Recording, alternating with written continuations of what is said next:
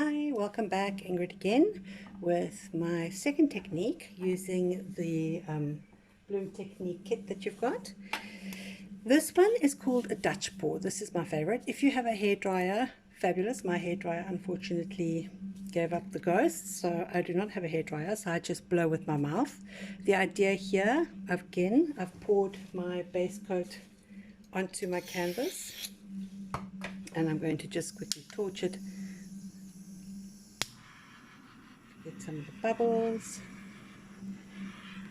Okay, for this one, I've actually thinned down my base coat quite a lot. Again, I haven't added anything to it. All I added was a bit of water, just to make it very, very watery, milky. It's kind of like a slightly thicker than milk. Not sure how to explain it. Okay, so hopefully you could see. Again, we're starting now. We're going to use the same paints as before. Do just a spot of magenta. I think I'll do the turquoise next, and then my rose gold.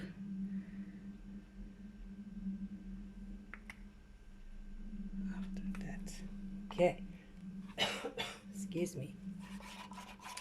Now what I'm going to do is I'm taking the rest of my white and pour a circle around it like before, and it doesn't matter if you go over it, it's really not a problem. Quite a lot of bubbles. If you let it sit for a while, then you won't have the bubble problem, but because of the video I'm going a little bit faster than I probably should, so I'm going to torch it in between. So now, as I said, I'm going to blow with my mouth just one time over it. Blow the paint over it like that. Pop any bubbles and activate some cells. Again, you should give it some time to settle and to shrink back. What it does is it goes out and then it should shrink back in. But for the sake of time, I'm going to just do this straight and hope for the best. Okay, here we go. I'll lift it a bit. Now what I'm going to do is I blew over this way. I've turned my canvas around and I'm going to blow it out in 3 directions.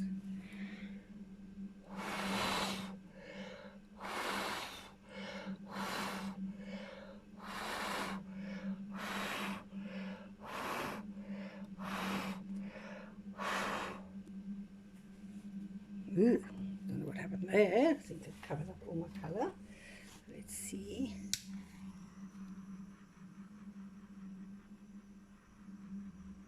Give it a bit of a torch. Never give up. I'm going to blow it out the other way now to see if that's going to make it look a bit better.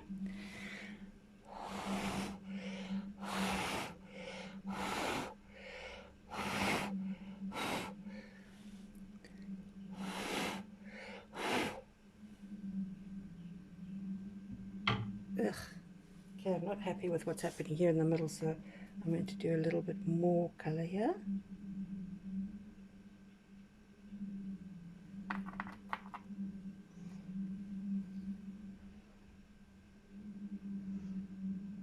Oh, I know what I did wrong. I forgot the cell activator. Silly me. Okay, let's go over it again with the cell activator this time. See, we all make mistakes. Okay.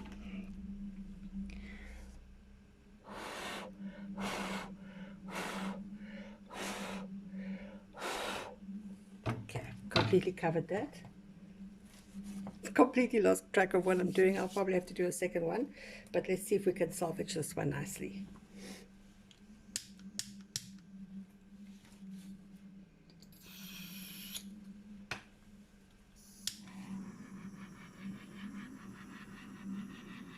Okay, so the first one was what not to do.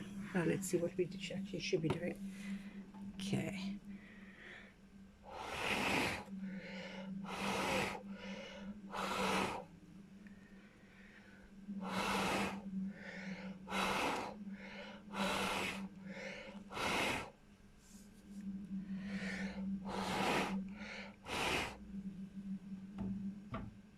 Oh, that looks quite nice.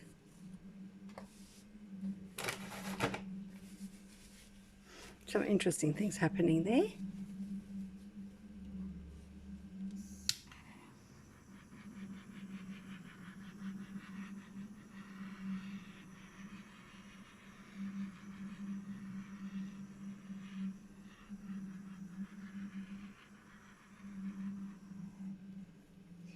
Okay,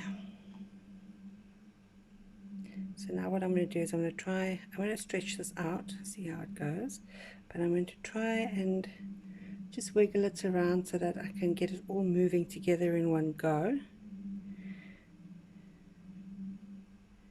because sometimes, like, the center of the painting doesn't want to move with the rest of it. Okay, so I don't know if you can see, but it's going down the side of the canvas, which is I love, because it kind of like continues your painting all the way down the edge.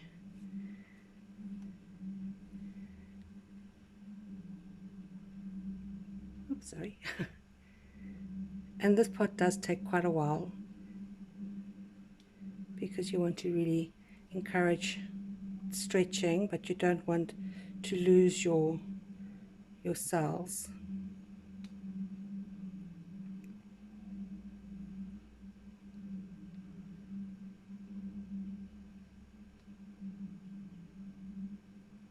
You can see the cells here are very pretty.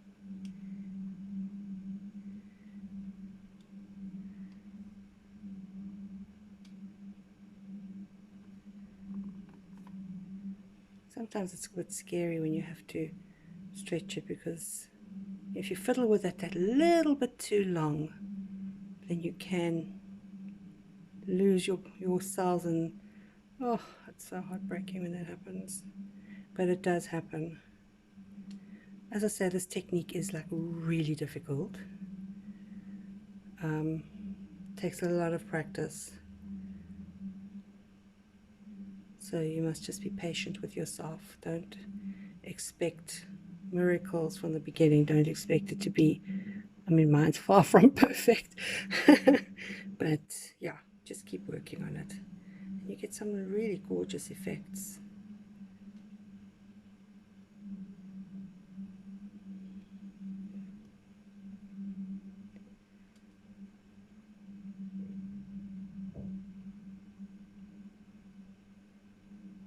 I'm actually quite liking how it looks now. I like the different areas.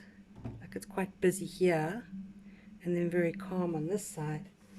So I think maybe I'm going to keep it like that. Now, as it dries, as you know, with fluid art, your cells will continue to activate and continue to grow. I just want to see if I can get more going. So my torch seems to run out of gas very quickly.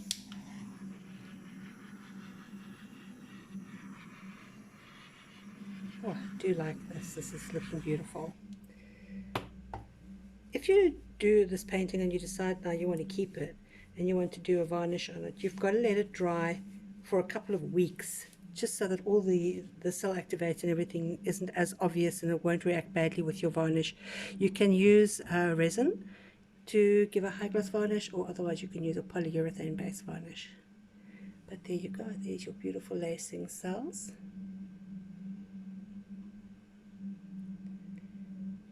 Awesome, love this. Okay, so that's your Dutch paw, and I'll be back with my last one. See you now.